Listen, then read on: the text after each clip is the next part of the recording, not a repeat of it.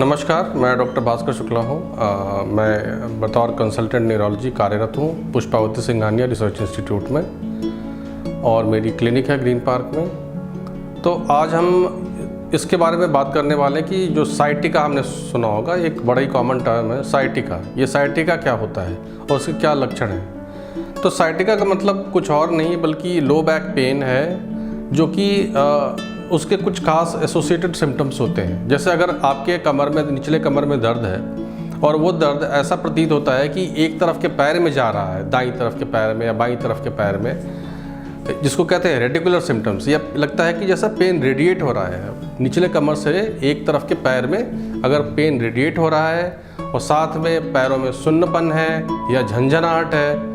इसके अलावा कभी कभी अगर बहुत ज़्यादा सीवियर सिम्टम्स होते हैं तो प्रॉब्लम्स और भी ज़्यादा गंभीर हो सकती हैं, जैसे कि लैट्रिन के आसपास का जो रास्ता होता है वो सुन्न पड़ सकता है, जो हमारे पेशाब करने और जो मल त्याग करने की जो हमारी क्षमता है उस पर भी प्रभाव पड़ सकता है। तो कभी कभी पेशेंट जो है वो पेशाब उसका या तो निकल जाता है या फिर वो बहुत ज़ोर लगाना पड़ता है। तो ये सब सारी चीज़ें भी हो सकती हैं associated depending on the severity of the sciatica.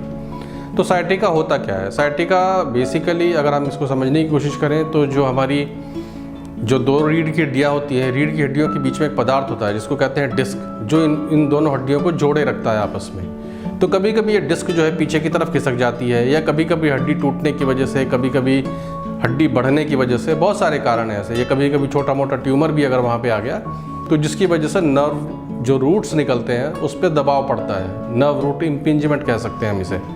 तो ये इसका कारण होता है। तो इसका हम जो निदान है, जो डायग्नोसिस है, हम ये एमआरआई के द्वारा करते हैं। एमआरआई के फाइंडिंग्स के आधार पे फिर हम ये डिसाइड करते हैं कि पेशेंट को या तो हम दवाइयों से, फिजियोथेरेपी से ठीक कर सकते हैं या तो उसको ऑपरेशन की आवश्यकता है। तो कभी भी अगर आपको ऐसा सिम्टम्स आते हो तो आप बिल्कुल भी विलम्ब ना करें। जो आपके जो न्यूरोलॉजिस्ट हैं उनसे आपको संपर्क करना चाहिए और उनकी सलाह लेनी चाहिए कि आगे किस प्रकार से हम ट्रीटमेंट को प्रोसीड करें।